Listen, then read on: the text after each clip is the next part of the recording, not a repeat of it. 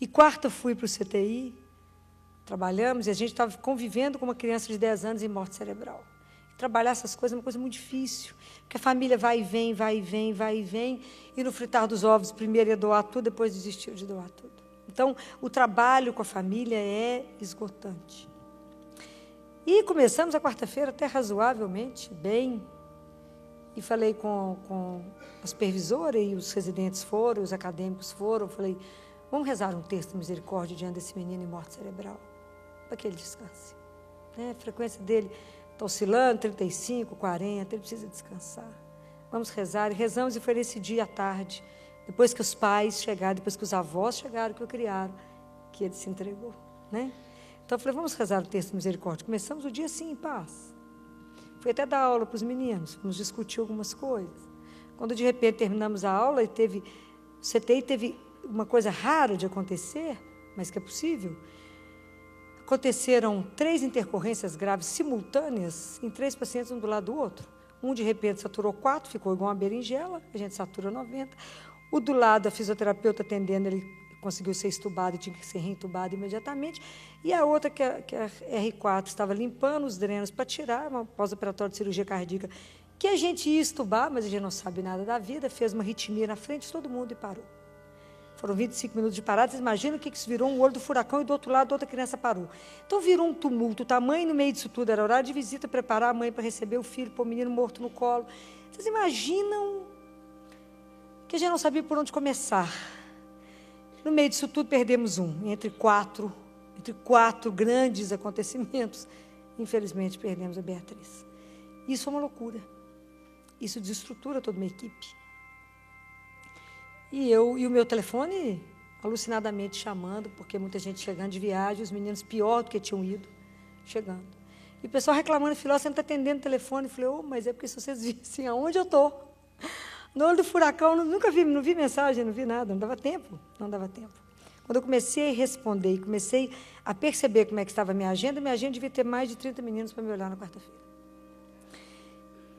E eu estava tão cansada, com tanto sofrimento, com tanta coisa que a gente tinha visto, que eu fui rezar antes de ir para o consultório, e eu chorava, eu falava com Jesus. Falei, Gê, eu estou chorando, não é para você preocupar, não, é cansaço.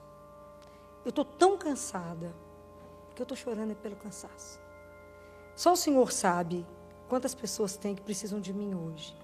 E, na verdade, eu queria ir embora, eu queria desmarcar, queria passear no shopping, queria fazer qualquer outra coisa, ir ao cinema, qualquer outra coisa. Mas eu preciso ir para o consultório.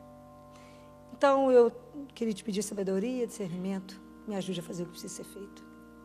Aí fui para o consultório, atender, cheguei, já tinha um monte de gente, laboratório, aquela confusão de sempre de um consultório de pediatra. E comecei a atender, e fui atendendo. Quando foi dando mais ou menos 4 horas, minha secretária falou, doutor, tem uma coisa esquisita. O quê? Você conseguiu estar absolutamente no horário? Nunca estou. Você está absolutamente no horário e os clientes chegam, estão assustados, porque chega a consulta e vai embora, tem cliente meu que sabe que nunca aconteceu isso. Chega a consulta, vai embora, e os clientes falam, filho, olha o que aconteceu. E aí Jesus não tirou um menino, até acrescentou mais uns, mas não tirou nenhum. Mas ele esteve lá. Essa é a diferença. Aí quando eu percebi que a coisa estava muito em paz, eu falei, é Ele,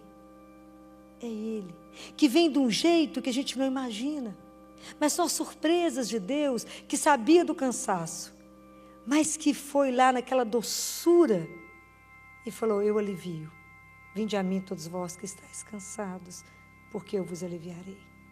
E é tão impressionante que quando eu encerrei, eram umas 20 para as 10, eu era capaz de aguentar um curso de mais 12 horas sem problema, porque é Ele que faz tudo ser tão diferente